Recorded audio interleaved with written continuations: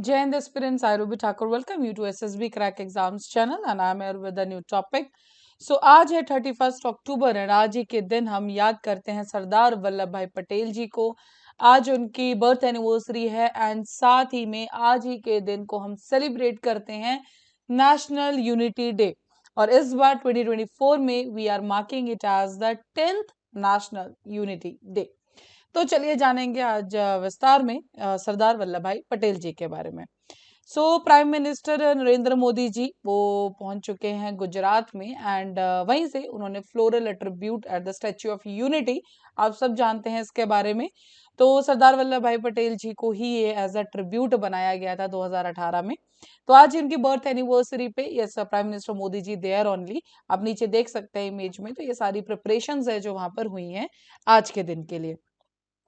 तो जैसे कि मैंने आपको बताया ये आज जो हम सेलिब्रेट कर रहे हैं that is the 10th national unity day और union minister of home affairs and corporation Amit Shah ji, इन्होंने भी एक दो दिन पहले ही अभी 29 अक्टूबर को ही run for unity, because Sardar Vallabh भाई जी को जो हम याद करते हैं उनका जो सबसे बड़ा कंट्रीब्यूशन है जिसे कभी नहीं भुलाया जा सकता दैट इज जो इंडिपेंडेंस के दौरान उन्होंने ब्रिटिश इंडिया और प्रिंसली स्टेट्स, बिकॉज हम जानेंगे उसके बारे में कि उस टाइम पे ऐसी क्या सिचुएशन थी कि आज जो आप भारत का मैप देख रहे हैं, आज जो आप भारत देख रहे हैं, अगर उस टाइम पे सरदार वल्लभ भाई पटेल जी ने उस टाइम के लिए जो नहीं मेहनत नहीं की होती, अगर वो कंट्रीब्यूशन उनका नहीं रहा होता तो आज ये भारत भी ऐसा नहीं होता।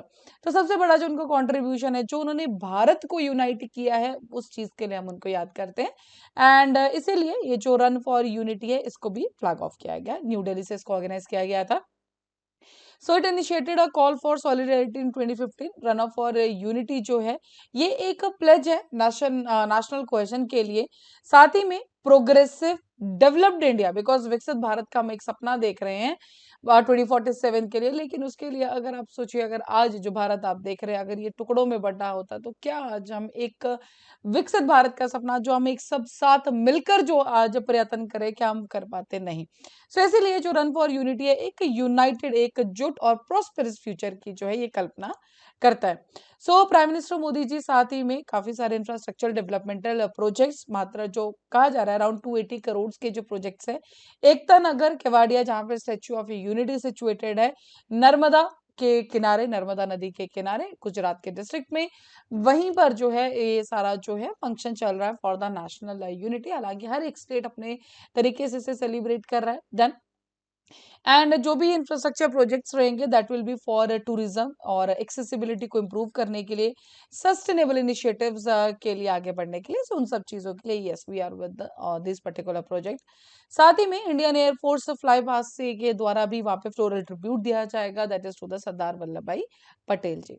अब चलिए जानते हैं इनके थोड़ा जीवन काल के बारे में। तो अक्टूबर 31 को इनका जन्म हुआ था, नेशनल यूनिटी डे इसलिए हम आज इनके बर्थ एनिवर्सरी की मनाते हैं एंड नेशनल यूनिटी डे कह लीजिए या इसे राष्ट्रीय एकता दिवस भी कहा जाता है।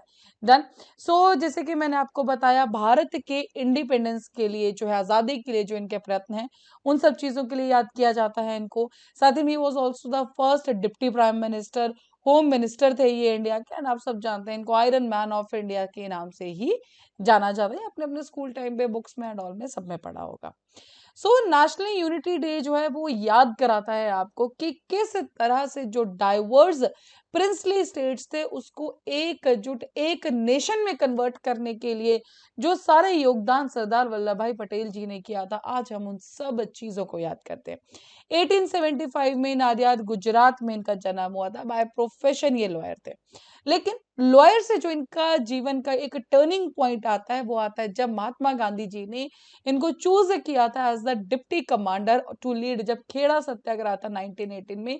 बस आप ये समझ लीजिए कि वो एक महात्मा गांधी जी का इनको चूज करना और जो इनका जीवन का कार्यकाल है उन्होंने पूरा का पूरा अपना जीवन फिर पब्लिक सर्विस को दे दिया। तो यस इस पीस एंड प्रोटेस्ट को लीड करने के बाद यस इनके लाइफ जो है इन्होंने पूरी की पूरी समर्पित कर दी देश की सेवा के लिए। 1924 में इनको इलेक्ट किया गया president of the Ahmedabad municipal board और उस टाइम पे जब इनको यहाँ का प्रेसिडेंट इलेक्ट किया गया तो इनका मेन जो सारा का सारा कंट्रीब्यूशन था वो था drainage, sanitation, cleanliness, water distribution system of Ahmedabad. लेकिन यहाँ पर जो उनका एक काम जिसमें गुजरात के लोगों को इनमें अपना हीरो दिखा वो तब जब एक बोर्ड का प्रेसिडेंट खुद झाड़ू और वो सब लेके वो खुद सफाई करने लग गए थे हरिजन क्वार्टर ऑफ द सिटी। वो एक ऐसा दिन था जब गुजरात के लोगों ने इनके अंदर अपना हीरो देखा। देन बरदोली सत्याग्रह 1928 में ये जो पार्टिसिपेट करते हैं मेन हेड करते हैं एंड ये वही बरदोली सत्याग्रह है जिसके बाद इनको टाइटल ऑफ जो सरदार है वो भी दिया गया था। तो जैसे कि मैंने आपको बताया इनका सबसे बड़ा कंट्रीब्यूशन जब देश आजाद होना था उस टाइम पे अराउंड 562 हमारे प्रिंसली स्टेट्स थे तो उनको यूनाइट करना, 17 इंडियन प्रोविंसेस थे उनको यूनाइट करना। सो 2/5 ऑफ ज्योग्राफिक टेरिटरी थी जो प्रिंसली स्टेट्स के पास थी। सो यस उन सबको यूनाइट करने के लिए इनका योगदान। 27% of the country population lived in this state, 77 crore value assets थे जो कि प्रिंसली स्टेट्स के पास थे।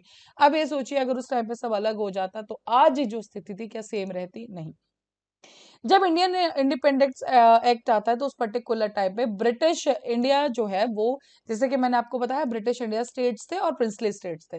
ब्रिटिश इंडिया स्टेट्स जो थे वो तो इंडियन गवर्नमेंट को दे दिए गए लेकिन जो प्रिंसली स्टेट्स के रूलर्स थे उनको चॉइस दे दी गई कि या तो वो इंडिया के साथ मिल सकते हैं या पाकिस्तान के साथ मिल सकते हैं या फिर वो बिल्कुल आजाद रह सकते हैं, इंडिपेंडेंट रह सकते हैं। और यहीं पे जो है सरदार वल्लभ भाई पटेल जी कदम रखते हैं एंड यस वो एक पूरा मन बना लेते हैं, पूरा एक ठोस जो आप कह सकते हैं एक पूरा का पूरा चीज में वो समर्पित हो जाते हैं कि नहीं हम इस देश को टूटने नहीं देंगे एंड वो इंटीग्रेट कर लेते हैं सभी प्रिंसली स्टेट्स को। और आज जो आप कॉन्स्टिट्यूशन की पहली लाइन पढ़ते द यूनियन ऑफ इंडिया वो सारा यूनियन ऑफ इंडिया बना है इन्हीं के जो देन से। डन। सो 15 अगस्त 1947 सरदार वल्लभ भाई पटेल जी खुद ओथ लेते हैं as the first deputy prime minister, first home minister और साथ ही में चार्ज लेते हैं इंफॉर्मेशन एंड ब्रॉडकास्टिंग मिनिस्ट्री की। एंड इन सबके बीच में जो आज हम बात करें जहां से 10th नेशनल यूनिटी डे जो है सेलिब्रेट किया जा रहा है स्टेच्यू ऑफ यूनिटी से, तो इसको भी बनाया गया था अक्टूबर 31 2018 में इसका इनॉग्रेशन किया गया था। वर्ल्ड का सबसे टॉलेस्ट स्टेच्यू है ये स्टेच्यू ऑफ यूनिटी केवादिया गुजरात में सिचुएटेड है। 182 मीटर इसकी हाइट है means approximately is the 600 feet. और ये स्टेच्यू जो है डेडिकेट किया गया है वल्लभ भाई पटेल जी को।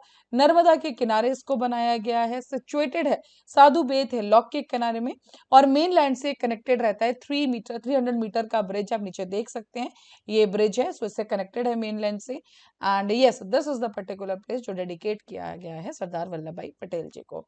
सो ऑन दिस ओकेजन आज दो चीजें हैं, वी आर ऑल दिवाली मना रहे हैं साथ ही में the statue of unity national unity day है।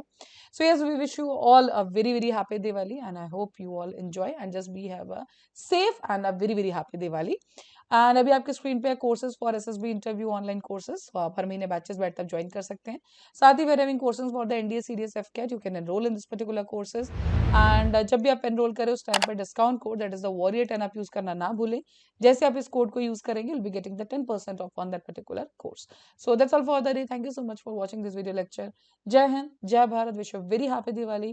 Thank you so much. जय हिंद। अगर आप एक डिफेंस एस्पिरेंट हैं और एसएसबी इंटरव्यू, एनडीए, सीडीएस, एफकेट जैसे एग्जाम्स के लिए प्रिपेयर कर रहे हैं तो आप एसएसबी क्रैक एग्जाम्स के कोर्स को चेक करना ना भूलें। आप हमारी लर्निंग एप्लीकेशन को गूगल प्ले स्टोर से भी डाउनलोड कर सकते हैं।